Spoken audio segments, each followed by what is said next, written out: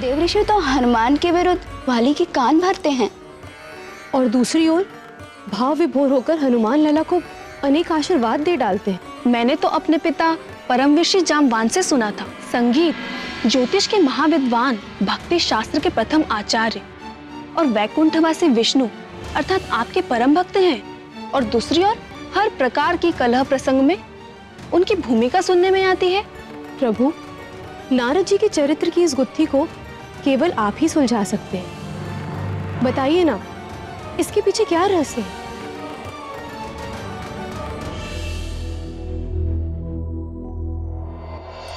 श्रद्धेय नारद जी, सृष्टिकर्ता ब्रह्मा जी के 17 मानस पुत्रों में से एक है। ये 17 पुत्र मानसिक संकल्प मात्र से ब्रह्मा जी ने अपने शरीर के विभिन्न अंगों से उत्पन्न किए। भक्त नारद का जन्म ब्रह्मा जी की गोद से हुआ और उनके एक अन्य पुत्र दक्ष का जन्म ब्रह्मा जी के अंगूठे से हुआ। एक ही पिता की 2 संतानें, दक्ष और नारद, इन दोनों के बीच का मतभेद ही नारद जी की कलह प्रियता का कारण बन गया। नारायण नारायण हरे। पूर्व कर्मों के कारण नारद जी के मन में संसार के प्रति वैराग्य जागा हुआ था। अतः नारद जी ने गृहस्थ आश्रम को स्वीकार नहीं किया और वो वैरागी भक्त हो गए। प्रजापति दक्ष अपने पिता ब्रह्मा जी की आज्ञा मानकर गृहस्थ हो गए और सृष्टि का विस्तार करने में उनकी सहायता करने लगे। किंतु दक्ष को प्रजाओं की सृष्टि व पालन करते हुए अपने पद का झूठा अहंकार हो गया। आज मैं तुझे तेरे कर्मों का उचित दंड देता हूं। और वो हठी व क्रोधी हो गए। पुत्रों, तुम सबकी शिक्षा पूर्ण हो चुकी है। अब मेरी इच्छा है कि तुम सब विवाह कर लो और गृहस्थ हो जाओ और सृष्टि को फैलाने में मेरा सहयोग करो। हरि ओम तत्सत।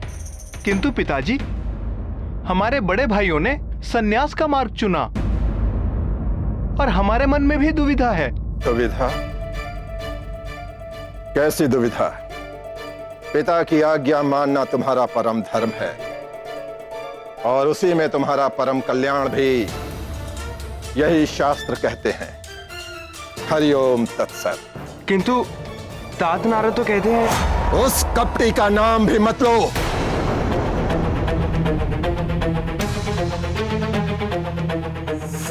ये उसी नारद की नीचता थी जिसके कारण तुम्हारे बड़े भाई सन्यासी हो गए।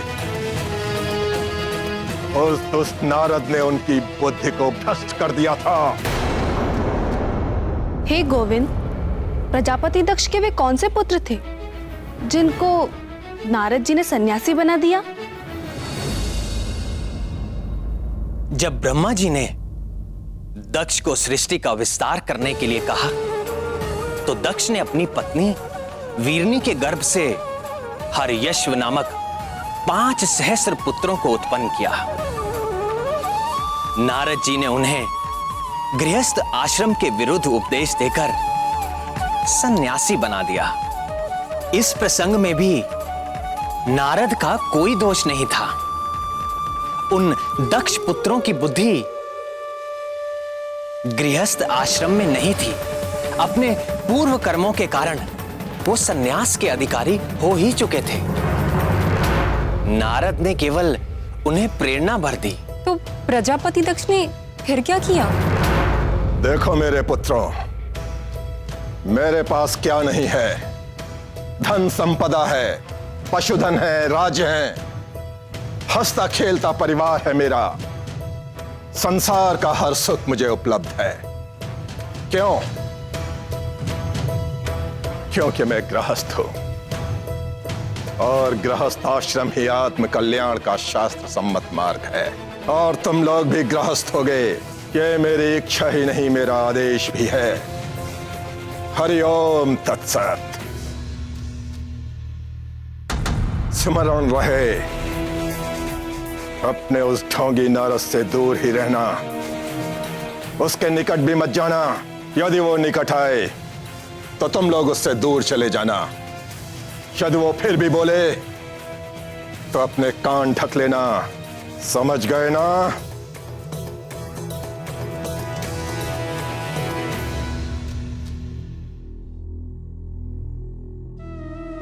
कहीं नारद जी उन्हें भी समझाने तो नहीं आ पहुंचे? श्रीमन नारायण नारायण हरे हरे, भजमन नारायण नारायण हरे हरे। ये कैसा व्यवहार है भतीजों? ना नमस्कार, ना प्रणाम, ना आदर, ना कोई सत्कार। क्या प्रजापति दक्ष ने तुम सबको यही शिक्षा दी है? जी, पिताजी ने हमें यही शिक्षा दी है। उन्होंने कहा है कि आपसे दूर रहें और आपके निकट भी ना जाएं। और यदि आप निकट आए तो हम दूर चले जाएंगे। और फिर भी आप बोलें तो अपने कान ढक लें।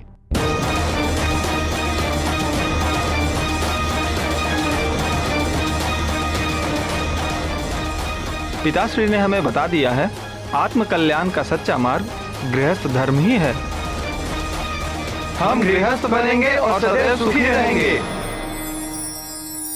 किंतु प्रजापति दक्ष भी तो गृहस्थ हैं। वे सदैव सुखी क्यों नहीं रह पाते? सोचो सोचो।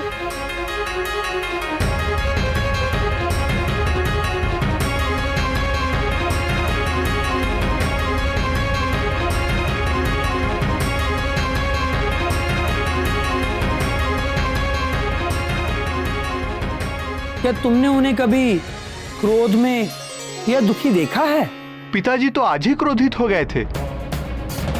पिताजी तो प्रतिदिन क्रोध करते हैं। क्रोध तो उनका स्वभाव बन चुका है। फिर तो दुखी और शुभ भी होते होंगे। होते हैं। यदि उनकी बात प्रमाणित होती तो क्या उनके साथ ऐसा हो सकता था?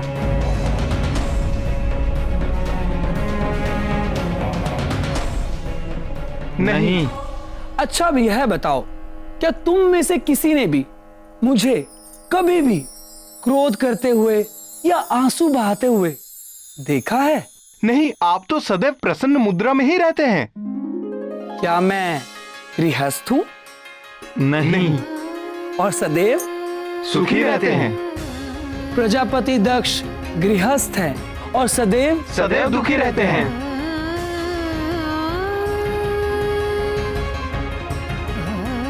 क्या रहस्य है तात? हमें भी समझाइए। वैराग्य, इच्छाओं से मुक्ति। इच्छाओं से मुक्त होते ही व्यक्ति के सारे दुख समाप्त हो जाते हैं। ऐसा नहीं कि वैवाहिक व्यक्ति सदैव दुखी ही रहेगा, पर साधारण मनुष्यों के लिए विवाह करना और सुख भी पाना बड़ा ही कठिन है। भगवान महादेव और जगदम्बा पार्वती का विवाह सफल है क्योंकि उनमें सांसारिक इच्छाएं नहीं हैं। उनसे उपजने वाले लोभ, मोह और क्रोध जैसे भाव नहीं हैं। उनके पवित्र आदर्श का जो दंपति पालन करते हैं वे सदैव सुखी रहते हैं, जैसे महर्षि अत्रि और सती अनसुईया। यदि तुम लोग स्वयं को उनके समान ज्ञानवान मानते हो तो कर लो विवाह। और यदि अभी तुम्हारे भीतर ज्ञान का पूरा प्रकाश नहीं हुआ है तो सावधान, सोच समझकर करना विवाह। अतः मेरे भतीजों, मैंने तुम्हें दोनों मार्गों का लाभ और हानि बतला दिया है। जिसको जो भाता है चुन ले और हरि भजन करे। श्रीमन नारायण नारायण हरे हरे, भजमन नारायण नारायण हरे हरे।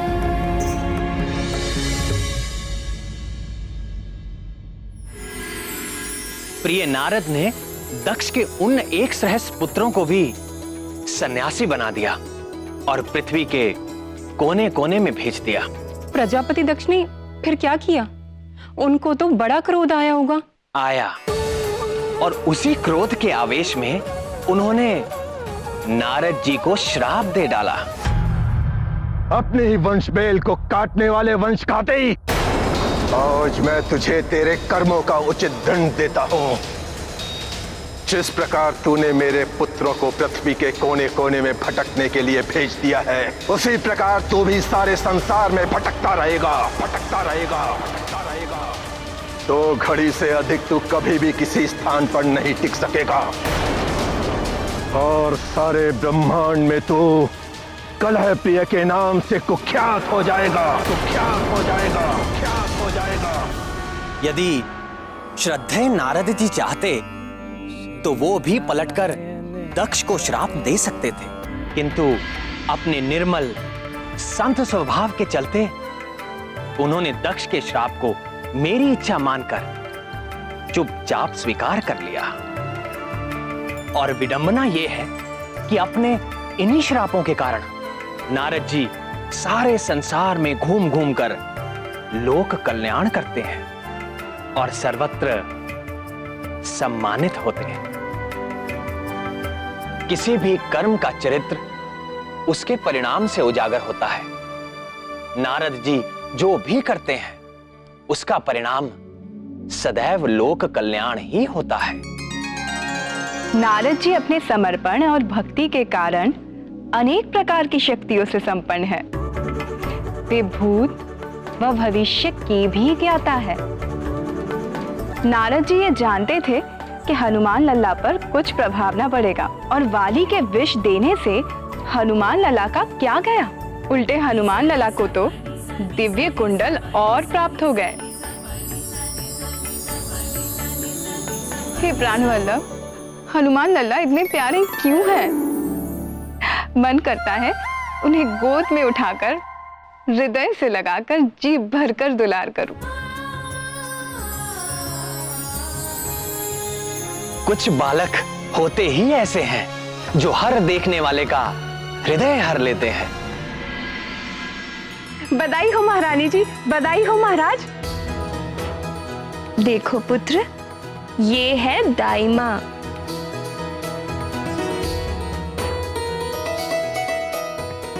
ले ले ले ले, ऐसा सुंदर बच्चा, इतना प्यारा बच्चा तो मैंने आज तक नहीं देखा।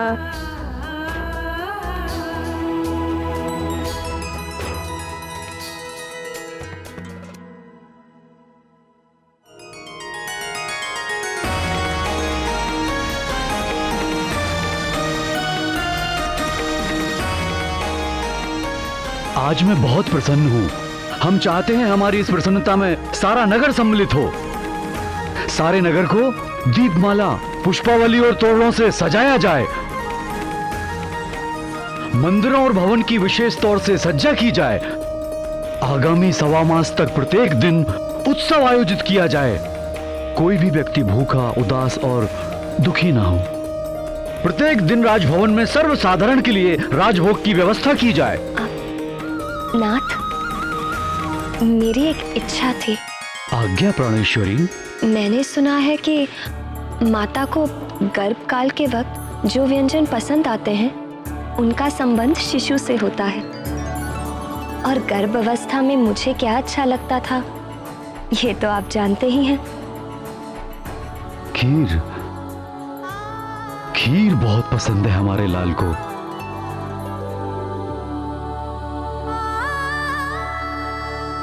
मैं चाहती हूँ कि अन्नप्राशन तक प्रतिदिन नगरवासी खीर खाकर तृप्त रहें।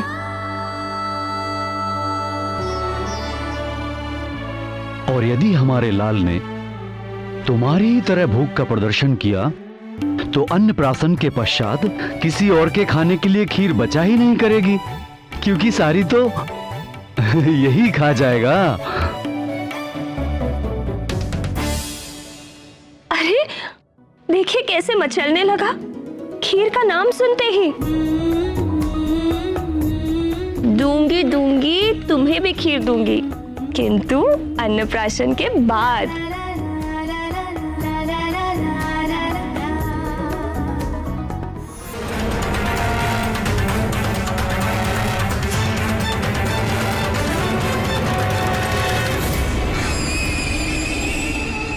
कई वर्षों के पश्चात युवराज के जन्मोत्सव का ये शुभ अवसर आया है। प्रातःकाल के उस अलौकिक तेज को पंडितों ने बड़ा ही शुभ सगुन बताया है। वो दिव्य तेज हमारे युवराज की देह से ही निकला था। क्या?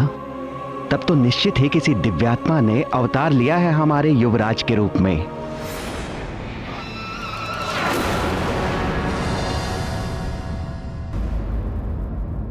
ए, रुको।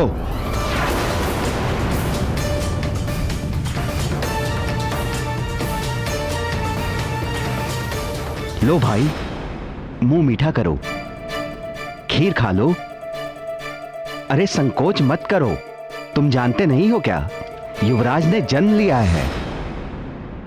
ले लो।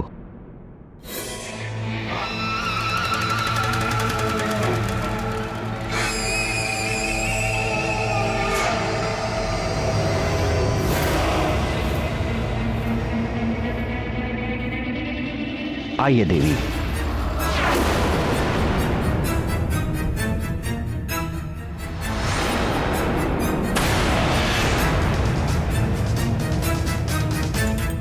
अब तो खीर से घृणा हो गई है। एक बार बच गया, पर मुझ महानतम का वार व्यर्थ नहीं जाएगा हर बार।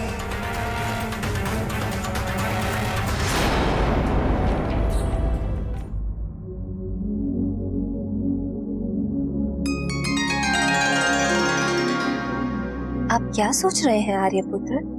मुझे लगा, क्या लगा? प्रातःकाल से आंजने मुझे कुछ भारी लगा। ऐसी बात ना कीजिए, शिशु को माता पिता की दृष्टि ही लग जाती है।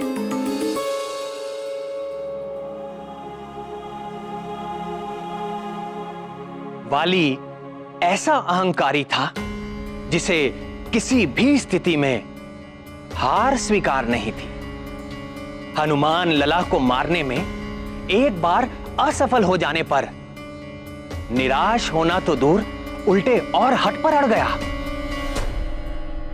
फिर वो एक और क्रूर योजना के साथ आंजनेय को मारने जा पहुंचा।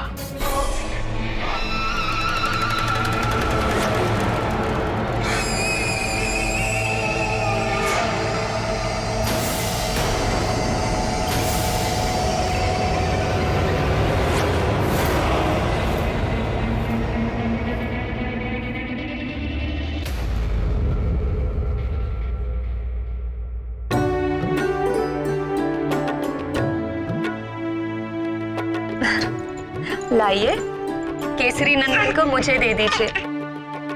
इनके स्नान का समय हो गया है। अभी नहीं जाना, अभी तो हमारे साथ खेलेंगे।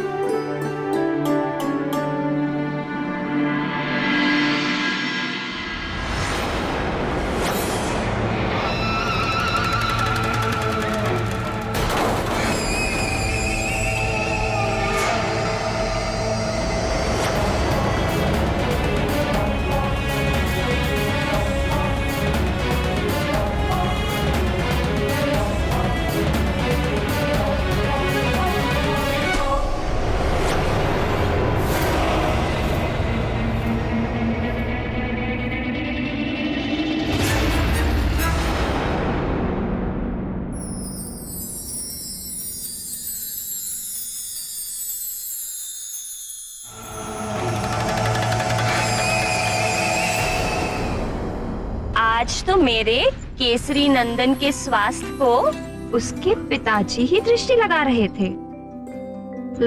थे ना?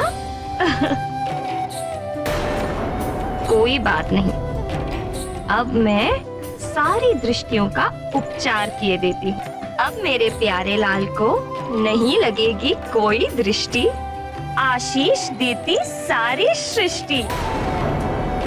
ममता प्रेम की जो वृष्टि, दूर हट दूर हट।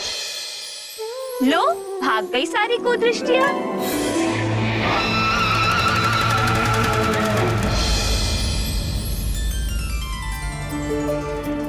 महारानी जी, युवराज को द्रोणी में नहलाइए ना, सुविधा होगी।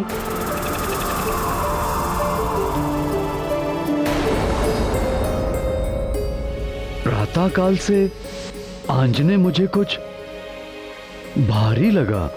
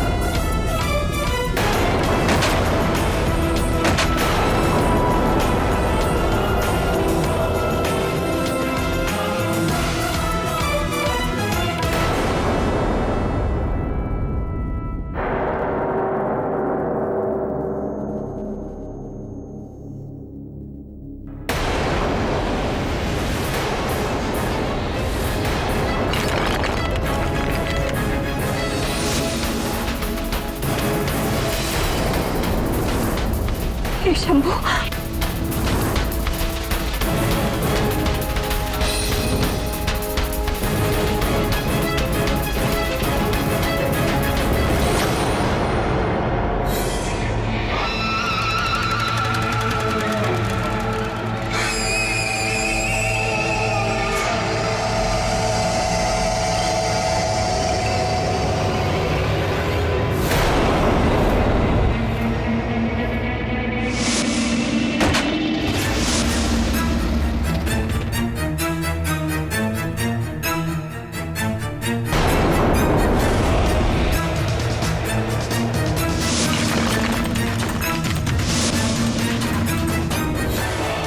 ये तो वज्रकाय है। वाली हनुमान लला के प्राण लेने के विचार से आया था। उनके प्राण लेना तो दूर, उल्टे उन्हें दो नए नाम दे बैठा, वज्रकाय और मरकट। मरकट शब्द का अर्थ है तो वानर ही, किंतु ये वानर जाति के लिए एक अपशब्द है। किंतु भक्त शिरोमणि हनुमान के स्वीकार कर लेने से ये नाम भी पवित्र हो गया। किष्किंधा का युवराज वाली वास्तव में महाबली था, किंतु नन्हे हनुमान लला के नन्हे हाथों का बल देखकर उसका अपना आत्मविश्वास हिल गया। उसे अपने ही बल और पराक्रम पर संदेह हो उठा और हनुमान की तुलना में अपने बल को पुनः आंकने के लिए वो यहां वहां अपनी शक्ति का परीक्षण करने लगा।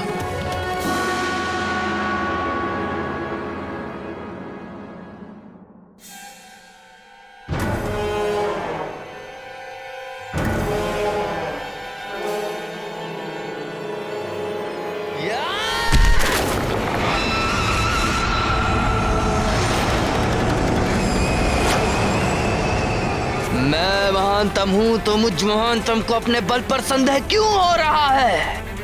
100 हाथियों का बल है मुझ में, फिर भी मुझ महानतम को ऐसा क्यों लग रहा है कि उस बालक का बल मुझ महानतम के बल से कहीं अधिक है? क्यों उस बालक का बल मुझे भीतर से भयभीत कर रहा है? क्यों? हर अहंकारी जब भी किसी संत महात्मा के सामने जाता है तो उसके अहंकार का भवन डोलने लगता है। वाली को भी हनुमान लला के आगे इसी संकट का सामना करना पड़ रहा था। बजरंग बली जैसे संतों में अहंकार नहीं होता ऐसा नहीं है, उनके भीतर मेरा ईश्वरीय अहंकार होता है, अर्थात अपने अहंकार से मुक्त होकर वो मेरे असीम ज्ञान, असीम ऐश्वर्य और असीम शक्ति के अधिकारी हो जाते हैं। जिसकी कोई सीमा ही ना हो, उसकी कहां टक्कर होगी और कहां चोट लगेगी। इसी कारण हमारे हनुमान लला को चोट नहीं लगती। किंतु प्राण वल्लभ, हनुमान लला की ऐसी अद्भुत शक्ति देख अंजना और केसरी की क्या दशा हुई? चिंतित हुए, भयभीत हुए, सन्न हो गए। फिर स्मरण आया, उनका पुत्र कोई साधारण वानर पुत्र नहीं है, वो तो स्वयं ब्रह्मांड नायक भगवान भोलेनाथ का अंश है। ये स्मृति आते ही ऐसा महान शक्तिशाली पुत्र पाकर वो बार बार अपने को धन्य मानकर सुखी होने लगे। फिर भी माँ तो माँ ही होती है, अपने पुत्र की रक्षा करने के लिए सदैव आतुर। इसीलिए अंजना ने हनुमान लला के बल की किसी से चर्चा नहीं की, पर सूर्य का तेज भी किसी के छिपाए छिपता है।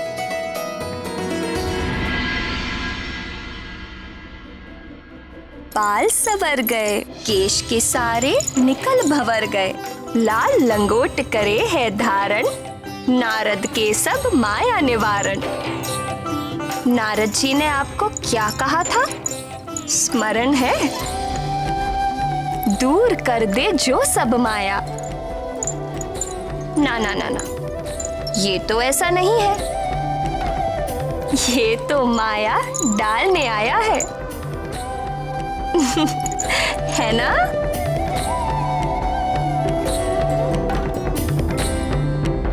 देखो प्राण प्रिय, मैं क्या लाया हूं अंजने के लिए।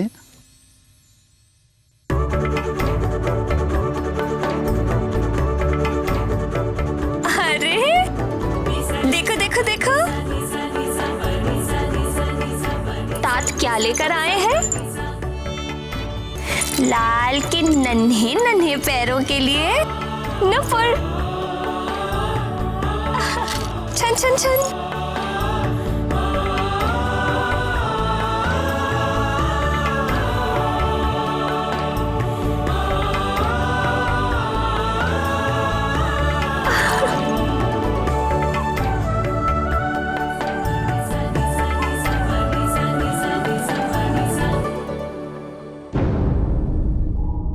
क्या कर रही हो प्रिय? देखिए ना, ये कंठहार खुल ही नहीं रहा और ये कुंडल भी। आप इन्हें खोल देंगे? कंठार कुंडल तो यहाँ पड़े हैं। ये तो आप लेकर आए हैं। ये जो इसके कंठ में है, इसके कर्ण में जो है, मैं उनकी बात कर रही हूँ। ये कैसा परिहास कर रही हो? आंजनेय के कर्ण में कोई आभूषण नहीं। देखो कंठ भी रिक्त है।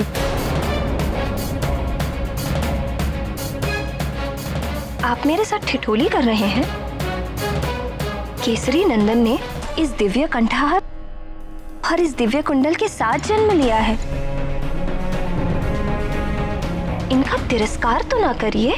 साथ जन्म लिया है? दिव्य कंठ, दिव्य कुंडल, तुम ठीक तो हो ना? कैसी बातें कर रही हो? आपकी कृपा से अंजना के शिशु पर आई विपत्ति उसके लिए वरदान बन जाएगी।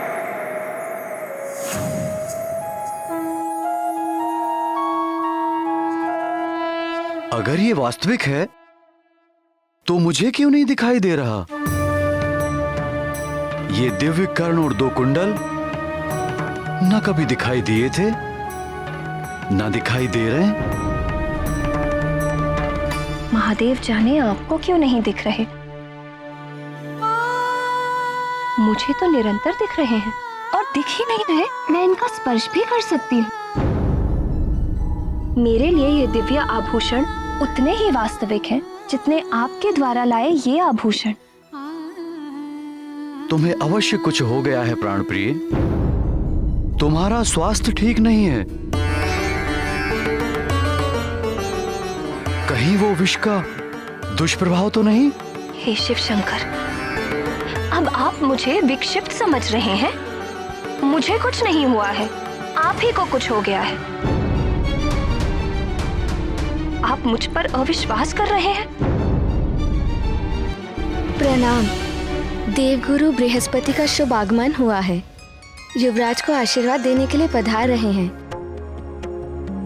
पितामह आए हैं, जाओ उन्हें शीघ्र लेकर आओ। जी महाराज। पितामह आ रहे हैं, ये सब हम बाद में देखेंगे। चलिए पितामह का स्वागत करें।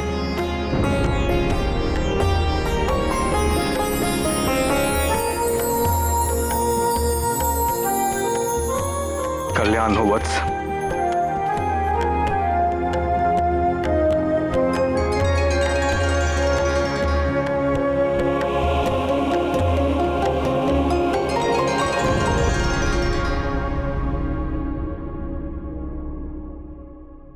पुत्रवती भव।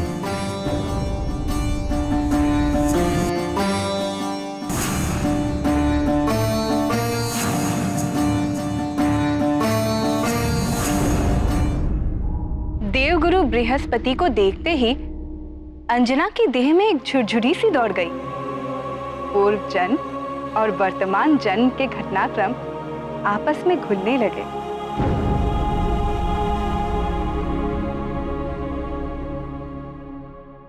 क्या हुआ पुत्री, इतनी चिंतित क्यों हो?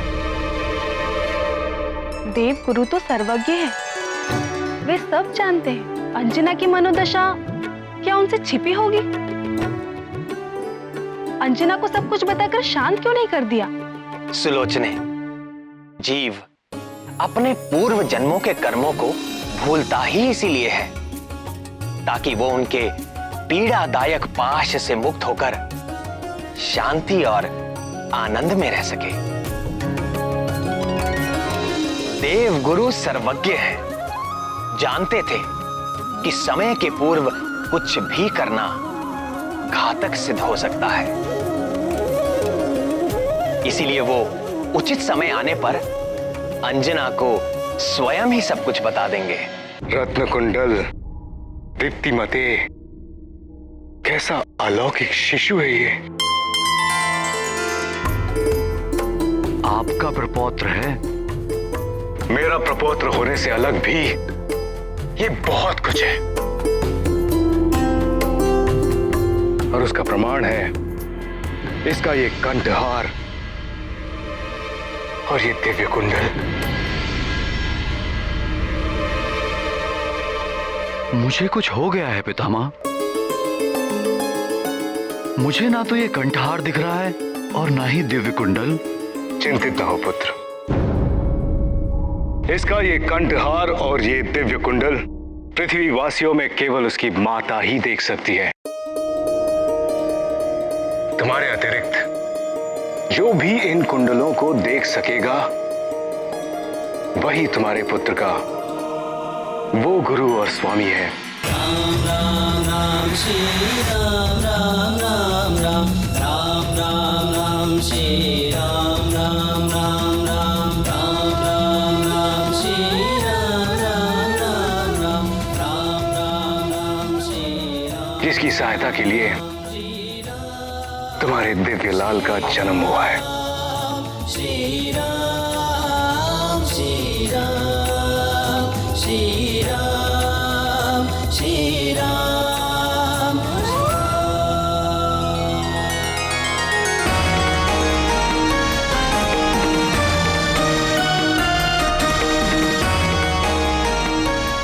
तुम्हारा वानर कुल में जन्म लेना सार्थक हुआ पुत्री। तुम्हारे पुत्र के साथ तुम्हारी कीर्ति भी युगों युगों तक गाई जाएगी। कल्याण।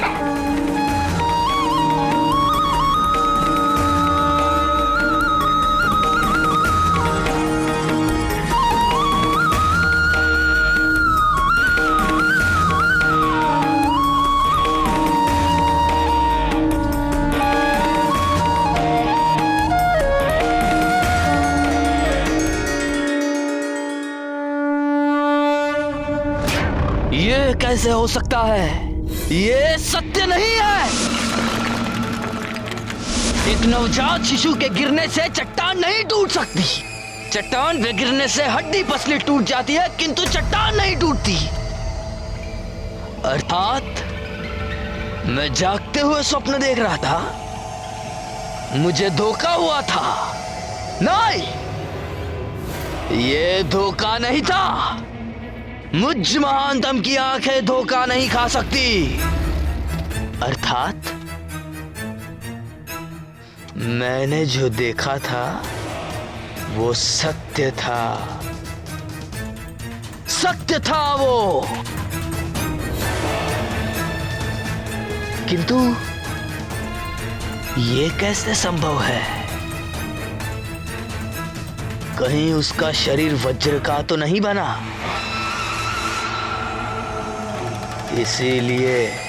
इसीलिए मेरे दिए हुए विष का विष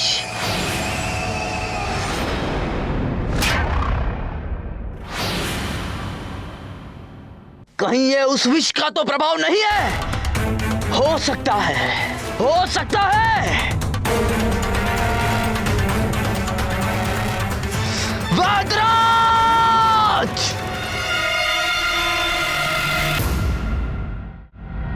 अरे ओ वैदराज, कहां छुप कर बैठा है दुष्ट?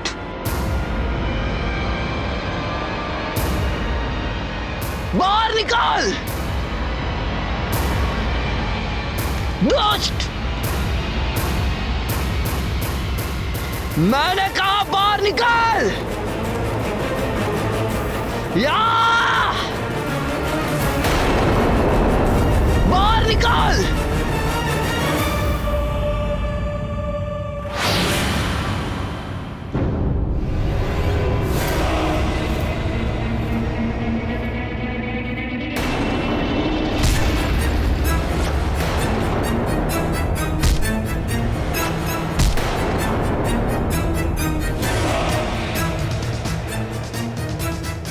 या! तूने मुझ महानतम के साथ छल किया। क्या मांगा था मैंने तुझे? एक ऐसा विष जिसे खाकर तत्काल मृत्यु हो जाती है। मरण आया और तूने मुझे क्या दिया? कौन सा चमत्कारी चूर्ण था वो? बता, नहीं तो आज मुझ महानतम के हाथों तेरी मृत्यु निश्चित है। बोल!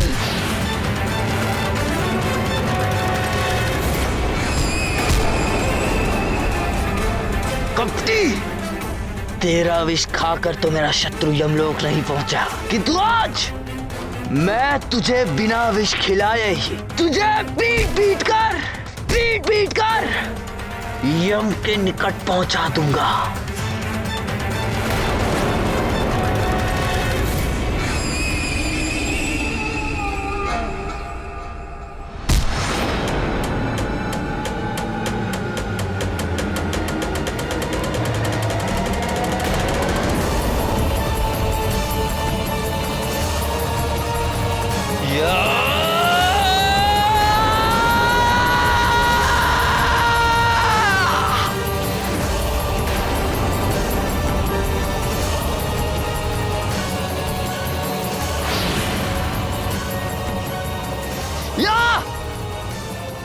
इस विद्रोही ने मेरे साथ छल किया है। छोड़ दो मुझे, छोड़ दो। कुछ बोलने का अवसर ही नहीं दे रहे हैं, पीटते जा रहे हैं केवल। वो तो ऐसा भयंकर विष बना था जिसके स्पर्श मात्र से मेरी ये स्थिति है कि मैं अब तक तीव्र ज्वर से पीड़ित हूं। और आप कह रहे हैं कि उसने अपना कार्य नहीं किया।